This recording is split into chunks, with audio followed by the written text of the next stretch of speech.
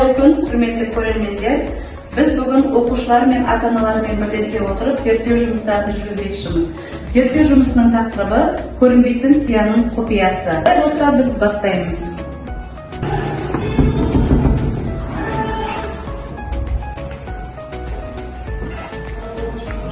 Балалар, бүгін біз сендермен ерекше зерттеу жұмысын жүргіземіз. Сендер зерттеуші агент боласыңдар, иә?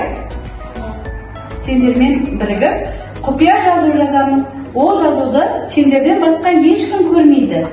Аналарың сендерге көмекші болады. Қазір екі топқа бөлінеміз. Сүт командасы және лимон командасы. Аналардың қасына барып отыра қойыңдар, иә балалар? Сендерге мен қазір көрінбейтін сия беремін. Бұл сия балалар біздің күнделікті жазуда қолданып жүрген әдеттегі қаламның сиясына ұқсамайды, иә балалар? Бұл қағазға жазғанда көрінбейтін сия. Қазір мен сендерге қағаз таратып беремін. Сол қағазға осы мақта таяқшасын сияға батырып жазу жазамыз, иә? Біз лимон шырынымен жазамыз.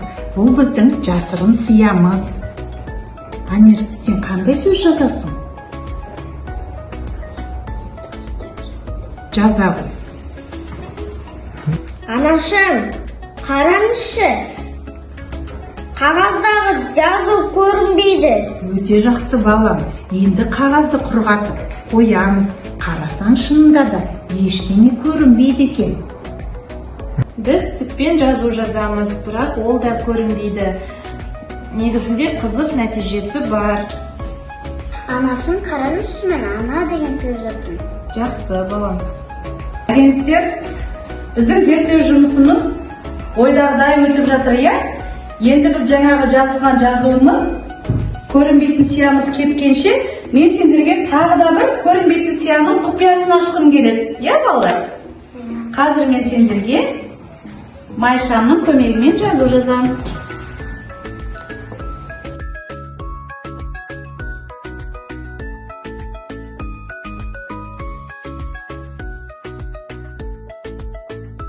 Аружан, жазу пайда болды. Иә, бұл құпия деген сөз ғой. Дұрыс айтасыңдар балалар. Құпия сөз деп шығып жатыр, иә? Иә. Өте қызықты ма? Иә. Бүгінгі зерттеу жұмысымыз керемет өтіп жатыр. Міне қараңдар, көрінбейтін сиямыз бен құпия сөз деген сөзіміз шықты, иә?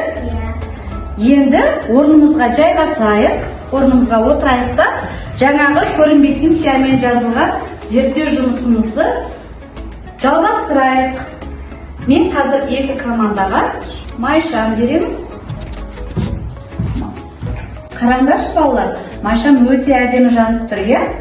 Оны қолданар кезде қауіпсіздік ережесін сақтап барып жағуымыз керек екен, иә? Оны үлкендердің көмегімен жағамыз. Үлкендер жағады, және үлкендер оны өшіреді. Майшамның жанына сендерге жақындауға болмайды. Себебі ол ыстық, иә? Ұстауға болмайды, қолымыз күйіп кетуі мүмкін. Майшамның жанынан жүгіріп өтуге болмайды, иә? Жақсы, есімізде сақтайық, иә, ережелерді. Олай болса, зертханалық жұмысымыздың екінші кезеңін жалғастырайық, иә? Көрінбейтін сиямызды Майшамға жақындатайық.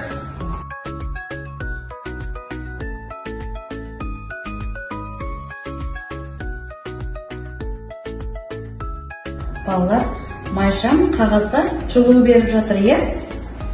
Бұлай жазу көрінбегенімен, шамға жақындатқан кезде жазуымыз көрінеді екен.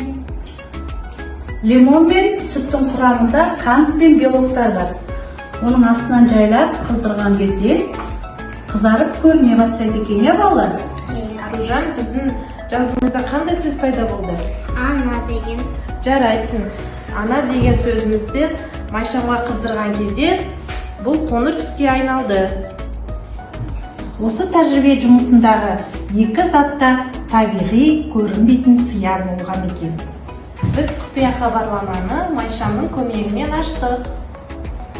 Құрметті зерттеуші агенттер, бүгінгі жұмысымыз сіздердің қызығушылықтарыңыз бен еңбектеріңіздің арқасында өте сәтті өтті. Бұл жас ғалымдарға тән қасиет деп ойлаймын. Сіздер көрінбейтін сияны өз көздеріңізбен көріп қана қоймай, өз қолдарыңызбен жазып, оны зерттеп, жазудың қалай шығатынын өз көздеріңізбен көрдіңіздер, иә? Бүгінгі зерттеу жұмысы балалар сендерге ұнады ма? Иә.